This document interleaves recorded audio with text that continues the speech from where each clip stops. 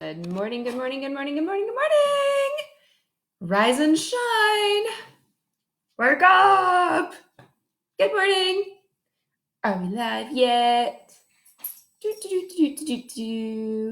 Who's live? Who's awake? What's going on? Where am I? I am all energized because I just did all my crunches. There I am. Where are you? Good morning. All right. Rise and shine, Quarantine Network. It's Thankful Thursday. You are here on the Quarantine Network. This finger's near, I don't know what to do with my hands. This one. Quarantine Network with me, Cassandra Renee, aka Wild Blossom Beacon Coaching. Who's here? I see you're up and waking. Yeah, still haven't had the coffee. Been up for about an hour and a half. Doing my morning routine things. You guys have been up already, right? Tim Baxter, good morning, buddy. Thanks for being here. Is Scarlett here with you? Say hello. Tell me about your morning routines. What do you do? I've actually been asked to participate in a documentary about this whole isolation thing. So whenever that's going to be released, I talk about my morning routine. Well, you guys are actually going to be able to see my morning routine as well as everything else I do. So that should be fun. But just did my whole morning routine, and now my new normal is having a morning routine with you guys Monday through Friday. So sweet deal, right? All right, so today being Thursday, Thankful Thursday, I'd like to know, in addition to what your morning routine is, let's get a conversation going. What are you thankful for? It's always good. Gratitude is part of my everyday practice. It's part of my morning practice. And I'm consciously making sure to be grateful in the moment, being present, and cultivating gratitude for all throughout life, all day, every day, when every little things happen and big things alike. Because the more you focus on it, the more you bring it to you. By the way, I just realized my shirt's probably pretty funny. Good morning, Christina. I guess I'll just address the elephant in the room real quick. Yes, it says pro homo. Some people are gay. Get over it. EVA. It's my friend who sometimes watches, so maybe he's on here, Ryan Rainbow. EVA, not Eva, but EVA is his artist name. And this is a shirt he made, and I thought it was brilliant. So supporting, spreading love as you do. And I thought it was really funny because I just noticed as I'm having my hair like this, this is all you see. So I am pro whoever, whatever, however you want to be, as long as it's all love-based, that's the way to be. So that is that. So I'm going to send some love. Speaking of love, send some waves. I see the hearts. Thank you, thank you, thank you. Love ya. So let's talk about thankfulness. What are you thankful? I'm thankful I have this shirt. I'm thankful I have you guys here with me this morning. I am thankful for so many things. Let's start a gratitude chain in this commentary on the thread here. Let's talk about what you're grateful for, because there is so much to be grateful for. And of course, another day to start anew and get on and do things and dive deeper is amazing. Getting the opportunity to interact with people, to meet new people. Have you guys heard of the new app House Party? I haven't tried it out yet, but that's pretty cool. Like, speaking of meet new people, kind of as I was learning about it, I kind of took it upon, it's kind of like LinkedIn and Chat Roulette had a baby almost. We're like, hey, I'm literally having a house party, but it's virtual. So you can come as long as you know somebody that's here. That's kind of a cool idea. So I haven't checked that out. I don't know if I'm up for it. And I know I'm not too old, but I'm just kind of people think I'm joking when I say I'm literally busy I'm occupied, even though it's quarantine. I've got so many things that I'm occupied with, and I'm grateful for that. I'm grateful for the time to finally be able to do all the things. I'm grateful for all the things that I'm excited to be able to do. Um, Due to the recent results of my brain injury and having to keep my synapses firing, it's been recommended that I do jigsaw puzzles and variety puzzles and stuff. So I reached out to some family members, and a couple days ago, I got a box, and it was like Christmas arrived. I got 4 jigsaw puzzles and 4 variety, like crossword word fill-ins, which, oh my gosh, I forgot how much I love word fill-ins. So that was really cool. That was like Christmas. So I'm really grateful for that. And oh, speaking of gratitude, I have to share this. So please, I mean, this doesn't, and if you think of this, if you think I'm bragging, this is your mirror. This is your opportunity to realize you're not shining enough light on yourself. Okay? The world is a vampire. No, the world's actually a mirror. And whatever is triggering for you is a signal that something's out of balance in your life. Good morning, Edward. I was wondering when you were going to pop on. I knew you were up. It's a signal that something's out of alignment, something's out of whack in your life. And it's not saying, oh, attack that person. She's so bubbly. Oh, she's bragging. Oh, this and that. No, it's saying, hey, why is this affecting me the way it is? So if you think what I'm saying about me being grateful for these things is me bragging, maybe you are not focusing on enough things to be grateful for in your life.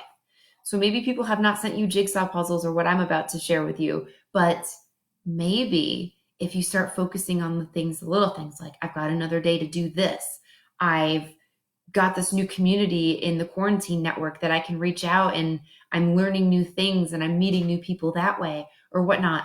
The more you can start leaning into those feelings, the whole concept of leaning in is, instead of like, oh, there's a feeling, a trigger, because we're reverse, right? We back away from it. It's no, leaning into that. Go on, tell me more. When you're naturally interested in something, your body language naturally leans in. So that's the whole concept behind lean in. Michelle Obama really popularized that. So when you get these triggering concepts of like jealousy, right? That's huge. Jealousy is like the biggest mirror in the world. Jealousy is simply showing you what's possible, not when jealousy comes up, it's that scarcity programming, that scarcity mindset that says there's not enough, there's a shortage. There's not a shortage of love. There's not a shortage of money. There's not a shortage of things to go around. It's just your past has showed you that, or your past conditioning. When reality, look, you're here. You're watching the stream. And if you're able to do that, you are far surpassing, unfortunately, I hate to say it, there are so many more third world countries and other people living in extreme poverty that don't have clean running water, that don't have bathroom facilities, they don't have the internet, that we don't know about because they're not on social media telling you all the things, right? So we don't know about them. You are far more advantageous than many, many, many, many, many, many, many people in the world. And so when jealousy sparks up, instead of being averse to that, lean into it. What is that actually saying for you?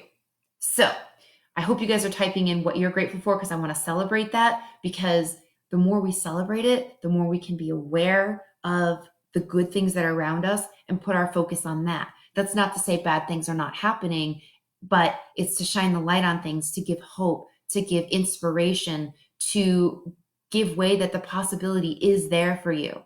So hang on 1 second. I'm really excited.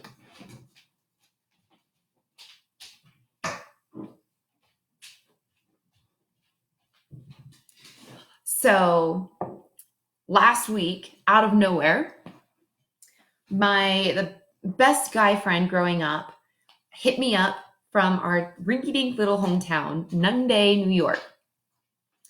And a little backstory there. We have a blinking red light. We don't have a full stoplight. We have Mill Street and State Street. So we literally were so small, we don't have a main street.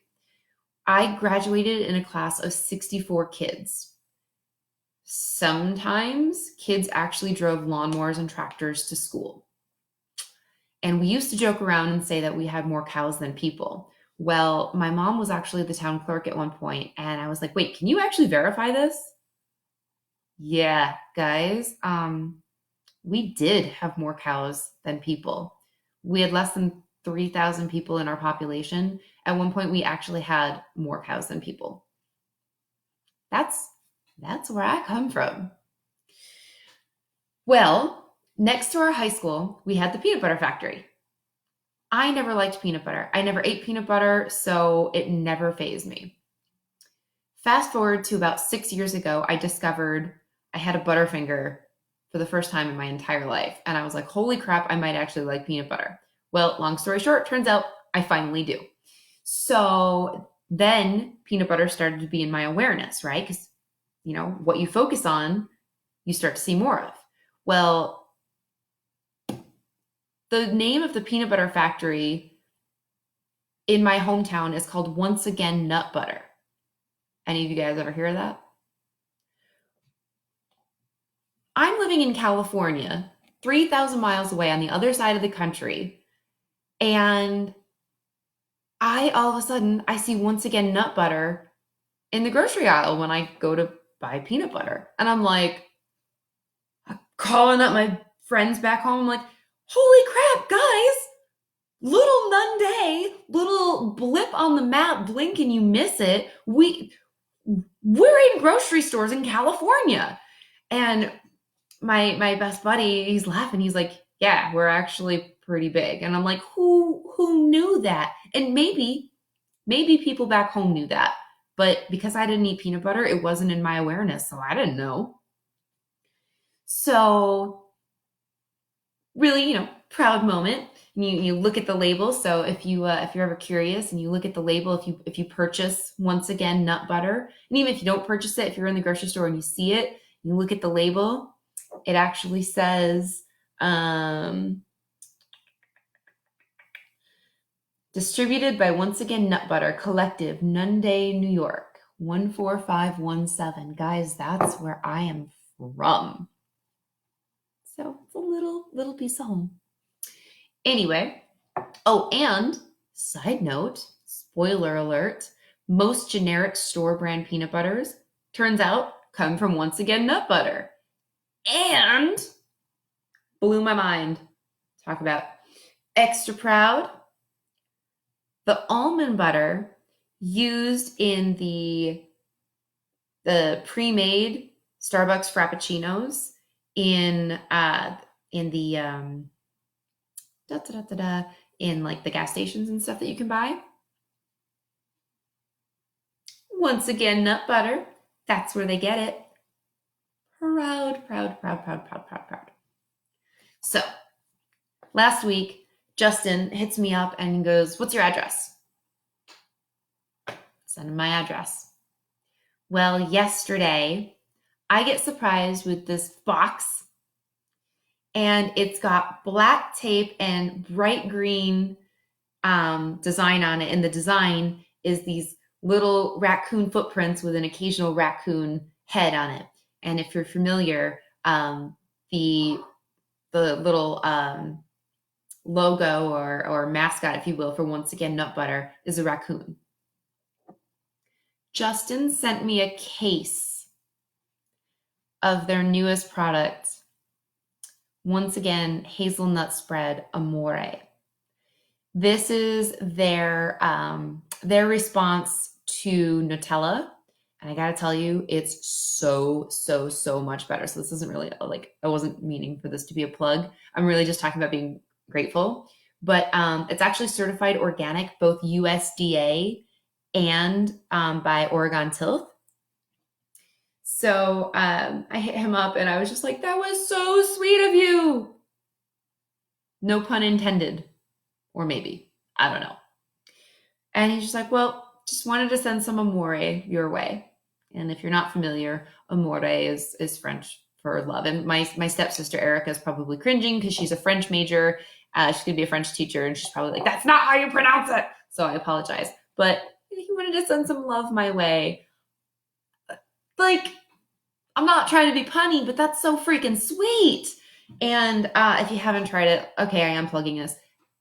I don't get a commission off of this or anything, but like, guys, especially if you're trying to like eat healthier, Kristen, this one's for you. If you're looking to eat healthier and cut down on like sugars and carbs, I'm not saying that this is healthy. I don't even know. I haven't even looked. Don't care. Not gonna look a gift horse in the mouth, but it's certified organic and they use all natural. Oh, and their slogan is "We spread integrity," which integrity is like my biggest thing. I didn't even know that. So that's cool.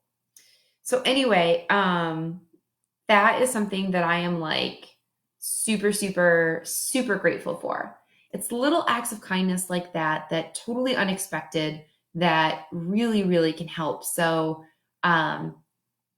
if this inspires you to create an act of kindness for somebody else, I hope that you will. And, something like that to be thankful for. And, I'm thankful to have a friend that thinks like that. Even if they weren't financially capable of doing that, just the thought is wonderful. And okay, because I can already hear people are like, okay, well, what are the ingredients? All right, I'll just read them off to you since I have it in my hand. Fair trade organic cane. I love fair trade too. Fair trade organic cane sugar, organic roasted hazelnut paste, organic skim milk powder, fair trade organic cocoa powder, organic sunflower seed oil, organic roasted peeled almond paste. That's the ingredients. So, yeah, I would say that's pretty healthy in my book for a guilt-free snack. And I'm not gonna lie, this is a sealed one. Hey, Leanne, thanks for being here. I'm not gonna lie, I definitely didn't spread it on anything yesterday when I opened up a can of this. I literally just dipped my spoon in and it was just like heaven. So if you like Nutella, I highly recommend picking it up because, especially if you're a healthy eater, right off the bat, you'll notice it doesn't have that like chemically processed. If you've been eating healthy for a while, you don't get that like chemically processed taste. And that was like the immediate thing because I actually had never tried this. And so knowing, oh, it's supposed to taste kind of like Nutella, I was instantly like, oh no, this is way better than Nutella. It's got that beautiful natural richness. Okay, I'm done plugging the hometown. So anyway, that's my plug for Thankful Thursday. I cannot believe you guys are not typing in what you're thankful for right now. Like, come on, guys. I want to celebrate with you. Do not let the envy. Envy is not, green does look good on some people. Most people can't pull it off. But when it's green out of envy, it just doesn't look good. So let's talk about it. What are things that you're thankful for? What are you grateful for? And let's also talk about if you are feeling triggered, if you are feeling a little jealous, let's talk about that too and how we can see what kind of a mirror that might be so you can work through it. Lean into that feeling instead of lean away, because leaning in is how you make the change. So please type those in. And while I'm waiting for you to type those in, we're going to dive in because you know how yesterday we went kind of easy on forgiveness? That's because today is going to be probably not very easy for you. Tricking you, flipping it around, which is why we're going to dive right back into those affirmations because they're so, they're always important, but this week especially important. So say them with me. Here we go. I am understanding. I am forgiving. When I forgive, it is final. I breathe in peace and breathe out the past. The past does not determine my future. I am compassionate. I forgive wholly and completely. I let go of whatever no longer serves me. Keeping those in mind, right?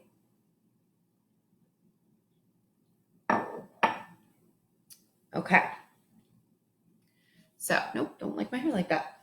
We're going to stick with this. So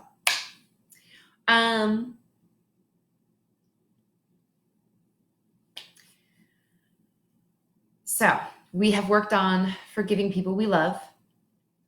We've worked on forgiving people that we know, but we don't like really know them that well. And yesterday we worked on forgiving situations, whether caused by a person or nature. Today we're going to work on forgiving the unforgivables. Unforgivables? Unforgivables. What do I mean by the unforgivables? How are we going to forgive someone or something that's unforgivable? We're talking about the worst of the worst here. We're talking massive trauma. This is quite likely something that if you've done the hidden limiting beliefs exercise, something that was, and I say this, I know that I say that everything happens for you, not to you. So I am saying this consciously. Something happened to you where innocence was taken from you, where you can say, I cannot wrap my brain around how this possibly could have happened for me. Okay, a broken bone heals stronger. Great. Okay, so my arm is, if I broke my arm, like, okay, my arm is actually stronger. I get it. Like, cool. I can throw, if you ever saw, what was that movie, that baseball movie? I think it was the same kid that maybe it was Angels in the Outfield, where he like broke his arm, but then it healed and he became like this all-star pitcher. I think that was the movie. That's a fanatical version of it, but okay. We're not talking about that. What I'm talking about is bad. And I totally understand if people can't continue to watch this video if it becomes too uncomfortable, because we're going to a place that is uncomfortable. But I thought about not doing this today, but I've committed to walking you through everything that I do. And if you are to completely do the work and completely go through all these steps, I warned you ahead of time, it's going to get ugly before it gets beautiful. And who knows, maybe you never encountered anything like this, and that's amazing. But for those of you who have, you're not going to get over it by continually denying it and stuffing it down, because by denying it, you're denying yourself. And by denying yourself, you're denying your truth. And as much as you wish something didn't happen to you, there is a way to see that it happened for you. And you're still here. You are still fighting another day, even if it is a fight. You're still here, and there are people who love and appreciate and support you and are so thrilled that you are here, and they need you here. And the only way you can truly be free is to acknowledge. And again, the beautiful thing about forgiveness is it does not require reconciliation. You do not have to pardon the person that did this. You just have to find a way to purge yourself of this. And while yesterday's exercise can make things easy to just, got it, boom, done and over with, this one's going to take some practice. Not even going to lie about it. But I can honestly tell you,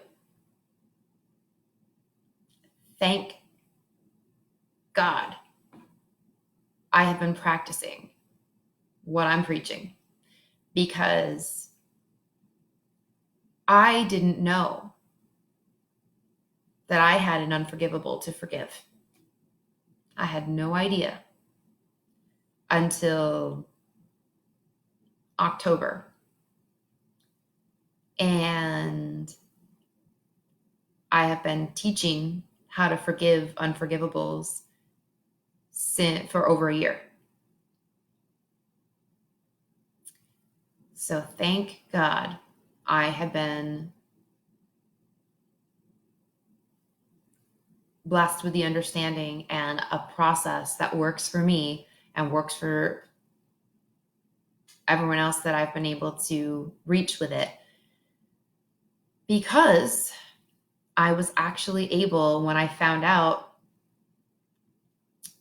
that this unforgivable situation, I found out that I was a victim of child molestation on more than one occasion by more than one person. And not an easy thing for anyone to come to terms with at any age. And luckily for me, it was so traumatic that my little girl was so strong and so tough that she was just like, nope, didn't happen. Blocking that crap out. Nope. And so I was able to, anytime I would hear anything like that, there was something inside of me that got really, really uncomfortable and just was like, do I need to lean into this? Like, there's a reason I'm getting really uncomfortable. And I was like, nope, not exploring that. We don't know anything. We're going to be happy in this ignorance. We're good. And that's how I lived my life for 34 years until October. And I will say that my unforgivables up until that point have been dealing with my mother issues, which were not even in this world. And thank goodness I've been practicing all of these principles of forgiveness, because after having my severe moment of horrible grief, I collected myself. I made a couple phone calls, collected myself, and actually in under 24 hours was able to forgive these men. Because I was like, I spent 34 years not being consciously aware that this even happened. I am not spending another moment being consciously aware that any of this happened. I don't want it. I don't need it. Not going to happen. This is the worst feeling I've ever felt in my entire life. Not entertaining it. It's got to go. And so I went back into my practice, used this, and I was actually able to, in a way, purge this in the same manner as I can purge somebody and forgive them for cutting me off in traffic. So the first thing I want to say to anyone that this resonates with is that I honor you for being here today. And I honor you for honoring yourself and being able to stand in your truth, even if you have to do so silently, even if you're silently acknowledging this. I honor you for it. And it's not an easy thing to do. And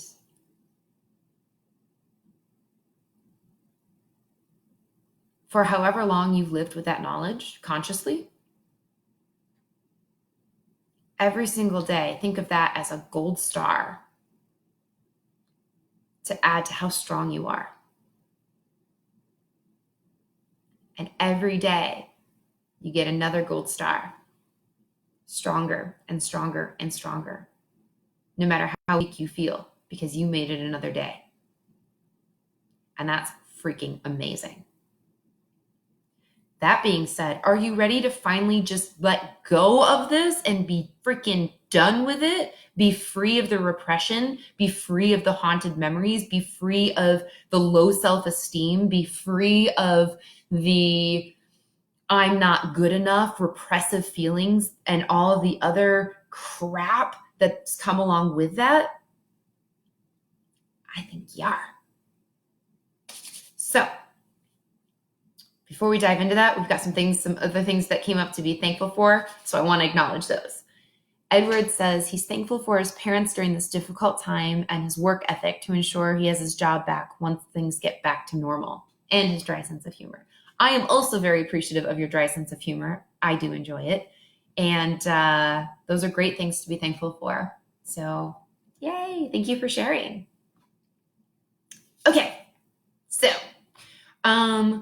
rule number 1 in forgiveness of all kinds, especially when it comes to the unforgivables. Absolutely no Comparschlager. What's Comparschlager? Marie Forleo coined this term, and I stinking love it. For those of you in your 30s and 40s, you might remember Goldschlager. And I'm going to tell it like she tells it because I lived it too, and it's so relatable. Looked beautiful, sounded like a great idea. Goldschlager is a lot like jealousy and envy. Looked good, even almost smelled good. It was like a cinnamon flavored clear liquor drink with gold flecks in it. So it looked pretty, smelled tasty, even kind of almost tasted almost all right. Like it was like a predated Fireball, but just looked better. And it didn't necessarily go down very well with everybody. Sounded like a good idea at the time, and then bleh. Well, that's exactly what happens when you're comparing yourself and you're being jealous, right? And that's where jealousy comes from, because you're comparing your situation. And so often people forget that you're comparing your chapter of whatever chapter you're on to someone else's chapter. And half the time you're not even reading the same damn book, let alone not even on the same chapter. You're looking, why is my life, why am I not like that yet? Because you're on chapter 2 and they're on chapter 8. Of course you're not there yet. So rule number 1 in forgiveness is Screwball. I still haven't tried that yet, but keep an eye on Screwball because they've been doing some amazing things for the community. And I believe the Quarantine Network is going to be doing something with them. So keep an eye for Screwball. Yeah, so rule number 1 with forgiveness, especially with the Unforgivables, is no Comparschlager. Okay? Got some love there. So yeah, so no Comparschlager. No shots of Comparschlager, right? How does that reference with you guys? It means what is bad for you is bad for you. Same as what's good for you is good for you. Just because you're bad, it's kind of like that advice that my friend gave me on the floor of the laundry room in my 4th floor dorm at University of Buffalo.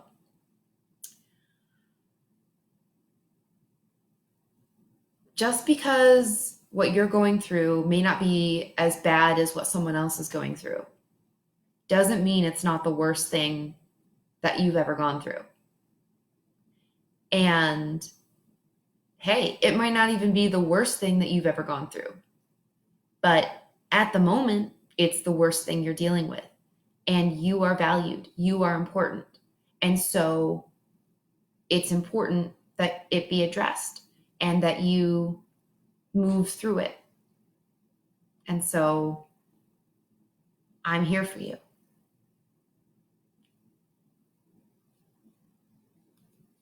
You don't have to compare it to anyone else's. Your unforgivable doesn't have to be like my unforgivables.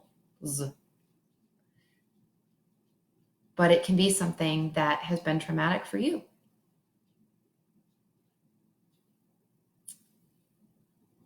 So, Jotting those down, writing those down.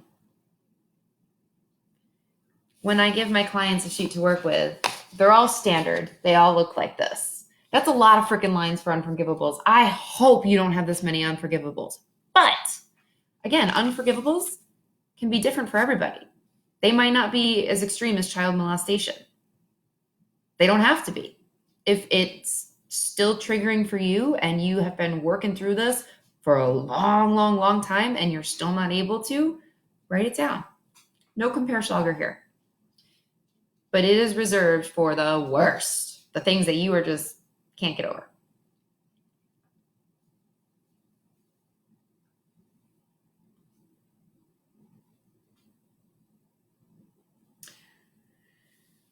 All right.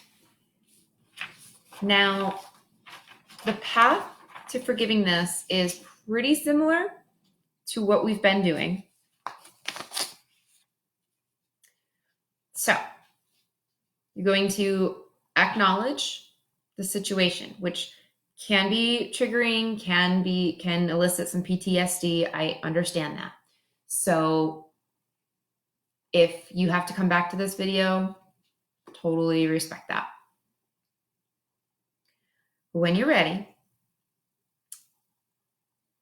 do not go into reliving the situation. Just acknowledge your feelings about the situation. Putting yourself back in that situation isn't going to do anybody any good. At least not right now. So acknowledging, even just to say, yeah, I was a victim of this. Notice how I said was. In the moment, it happened to me. But here's how it happened for me. I wouldn't be who I am today if it hadn't happened. And I love who I am today. I do. I fell in love with myself before I even was consciously aware that that happened to me. And I know that I love myself. Actually, I love myself even more now, knowing that, than before. Because I know, A, that I super overcame something even worse. And I'm so proud of myself that I overcame that in such a quick fashion. And B, that my story is able to help others. And even if it can help just one other person, I didn't have someone's story to help me get through mine. Sure, I heard other stories after I found out about mine. But, and I heard other stories before that, but they didn't resonate with me because I wasn't aware. I always felt for those people and their stories, but that's how it happened for me. It made me who I am today. It made me more caring, and on a subconscious level, it helped me truly desire. There's no doubt in my mind that that contributed to me having a strong desire to be of service to the world and to help others. No doubt in my mind. And it helped all the walls that little Cassandra built up to protect me, even from being aware that it happened.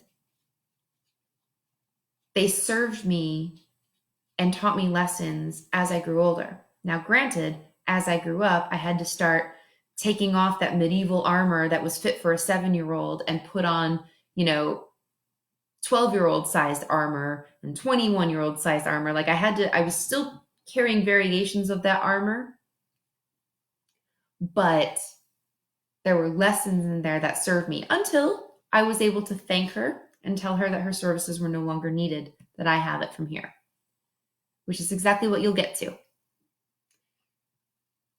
So I'm grateful that these experiences have molded me into this beautiful human that I am, that I so truly love, and that I'm able to help and serve other people. A, by being who I am. And C, now I have this bonus that I have another layer of relatability that I can serve other people in another way. Bonus! It's like I just got a download of extra training. So that's how you can come to see things, even traumatic, as being of service and happening for you, not to you. The whole God works in mysterious ways type of thing, right? So, and again, going along, things to be grateful for. So grateful that I had my grandmother's love, because I'll be honest, having an emotionally absent parent without my grandma's love probably could have derailed me into a worse spiral, but it didn't. And I'm grateful for that. So, hey, Richie, thanks for being here, love. Thank you for the love. So, guiding you through this. Step 1, right? We acknowledge it. We're not diving back into these traumatic experiences, but we're acknowledging that your feelings, the way you feel about the situation, and acknowledging that they're valued. They're valued and valid. Acknowledging that the situation happened. Because often we're in denial. It didn't happen. It didn't happen. It didn't happen. It did. And it's okay. Some of the lotus, considered widely all over the world to be one of the most rare and beautiful flowers, can only grow in the mud, in the muck, in the smelly swamps. Just like a broken bone grows stronger than it was before. You're going to get through this better. Your feelings are valid. You are valued. You've made it this far. You're going to keep going. Every day you're here, you're stronger. Even if you don't feel like it, even if you have a relapse, you're still here. Those gold stars for every day that you've survived from that haven't gone away. It happened. And if the floodgates are open right now, you're not alone. That's okay.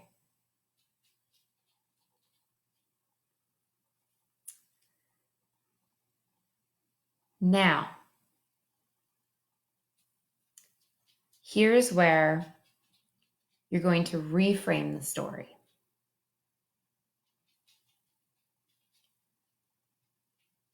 You can take what we've done with the other forgiveness principles and make up a story about the other person. Maybe try to see the levels beyond that. Now, this is really advanced, so that's why I'm saying you can. I don't expect it. So what do I mean by this? Turning it into a sitcom or a Hallmark drama. So you can, it's in psychology, it's often called disassociation. Like you're watching a movie where it's not happening to you. It's happening to somebody else. And that's often the easiest way to go through when you're doing hypnotherapy and treatments like that. That's pretty much how it works, because it allows you to see everything as it happened realistically and not how your brain recalls it happening in the first person sense. So you're able to see it from bird's eye view. So you can attempt to look at it like in the mind of a killer, in the mind of a criminal. What were they thinking? What were their motives? That takes an awful lot of bravery, and I commend you if you choose to do that, but you don't have to do that. With this, we're going to reframe it. Okay? So you acknowledge it, allow yourself to validate your feelings, Allow yourself to acknowledge that it happened. And you're going to reframe this, and you're going to actually write this out. You're going to rewrite your story here about somebody else. You can use the real names of the other people involved if you like, but you are not involved in the story at all. And you're writing this as though, it happened to John or Jane Doe. Feel free to use those names if you like, or you can make up a name. It's up to you. Hell, you can even create a sci-fi thriller about it if you like. Like, it doesn't even have to happen on planet Earth if you don't want. It doesn't even have to be humans. It can be animals. You can create some really warped Disney. I mean, not that Disney's not already warped. Am I right? Disney has plenty of murder and other things. So, but however it works for you, you're going to write the story about it happening to somebody else. And it's your story, so feel free to get creative about it. You can even create a backstory about the criminal if you like. But whatever you do, take the victim mentality out of it. So you can get creative with it, but when it comes down to what happened, you're writing the facts. So it's like you're writing a biopic, right? Or a true crime story kind of thing, where you don't know what happened. You don't necessarily know the backstory on the other person who committed the crime. So maybe you can have creative liberty with that. But when it comes to writing down the situation or situations that happened, those are the facts. But you're not writing them about you. You're writing them about whoever the hero or heroine is. And why am I saying hero or heroine? Why am I not saying victim? Because the victim mentality stops here. Remember, suffering is a choice. Pain, you don't have a choice with. If something physically, mentally, or emotionally hurts, it hurts. You can't escape that. But you can mentally shut that off. You can you can choose to not focus on the pain. And you can actually refocus your attention on something else. Like, scientifically, it has been proven that you can be in, like, your body could be about to go into shock, and you can PMA, rewire your thoughts, and actually get yourself to a place where you're totally fine, so to speak, where you're not actually feeling the pain. So whatever kind of fanatical backstory you would like to have, if it helps you justify, like, and sometimes this actually really does help. You create some sick, twisted backstory that there's something, I mean, clearly there is something severely wrong with the person who committed crimes such as these: murder, molestation, rape, those kind of really severe things. Maybe criminal espionage, stuff like that. There is something sick and twisted about, yes, Edward, mind over matter. Absolutely. It's not just a clever little saying. There is absolutely validity to it. So, I mean, there is something sick, genuinely, about the people who commit these crimes. So when you're writing this reframe, go ahead and whatever backstory you'd like to create as far as why and how they got that sick, go ahead. create your own Batman story. I mean, that's really what it is, right? Like, how did the Joker, well, not Batman. Yeah, think of it as Batman and Joker, right? Joker might have been some great, well-meaning person, and something tragic happened to him and caused him to snap and freak out and do horrible, horrible things. And he killed Bruce Wayne's parents, and that sent Bruce Wayne in this spiral. And he could have been a victim, but he turned into Batman. Versus, I actually don't remember the Joker's real name, but he chose to stay in victim mode and became the Joker. So you're basically creating your Joker Batman story, but with the facts. So go ahead and feel free to create however the Joker became the Joker. And then the facts. And then out of this reframe is exactly that. You're going to see how you become Batman. Why am I having you write this down? There's a magic that happens from here down to here. While all this is churning, it's outsourcing the information here. So you're writing, and this is coming up with other things as this is moving. Not only is this directing, write this next, write this next, write this next, but it's also putting things together. And it's saying, oh this, oh that, and oh my gosh.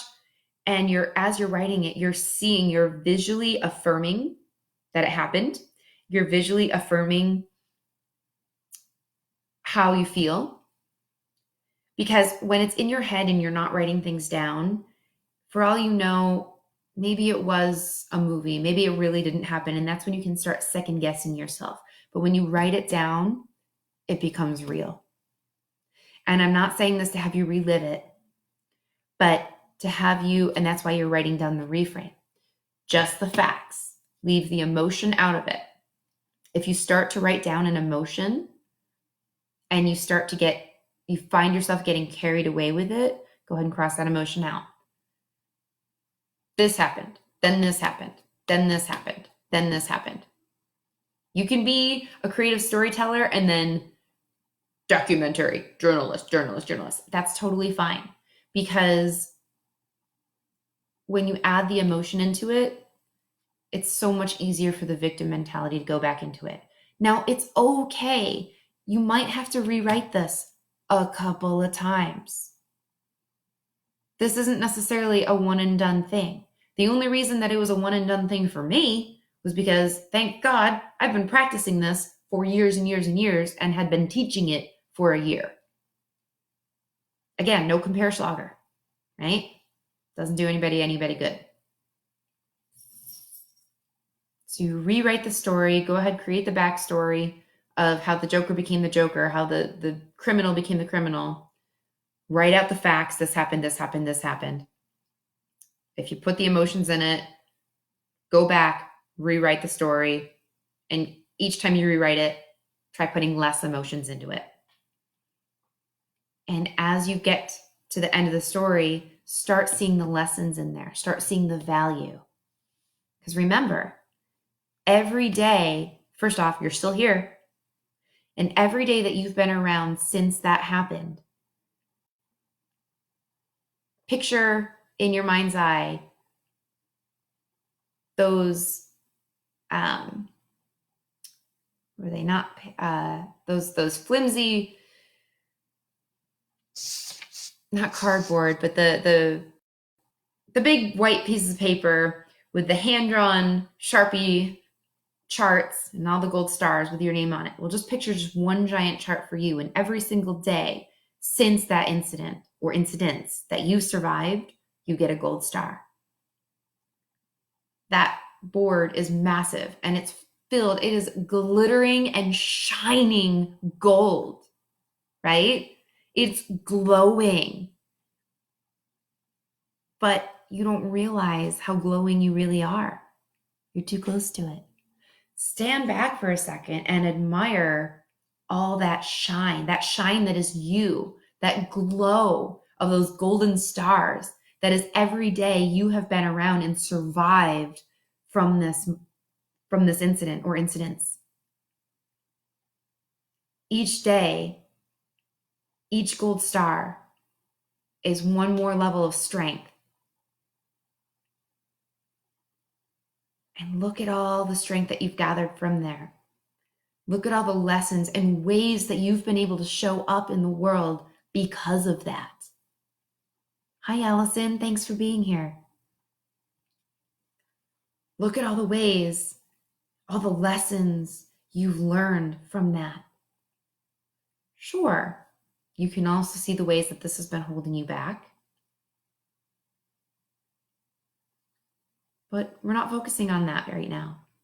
You're probably well aware of the ways that this has been holding you back. Now is the time to focus on your Batman story. If this hadn't happened for you, you may not have been able to show up in the world in the way that you are. You may not have known to do this instead of that. And I gotta tell you, however many lessons you think that you've learned in writing this story out once, twice, 3, 4 times, I promise you there are so many other lessons in there that you don't even realize right now. You're only beginning to scratch the surface of your true potential, your true power, how amazing you really are. And again, I want to honor you for taking this deep dive and for being so brave to allow yourself to go there. Breathe with me.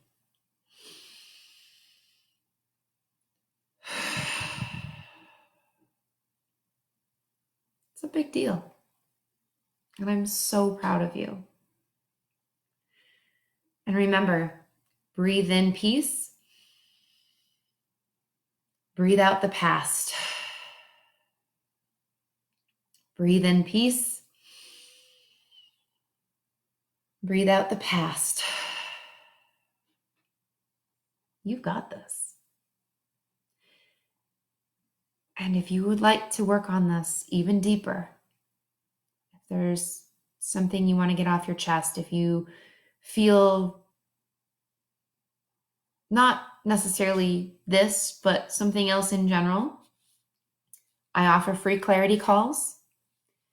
You can send me a message. We can schedule it. It's a half an hour where we talk about whatever it is that, and a goal that you're looking to achieve or something you're looking to get rid of.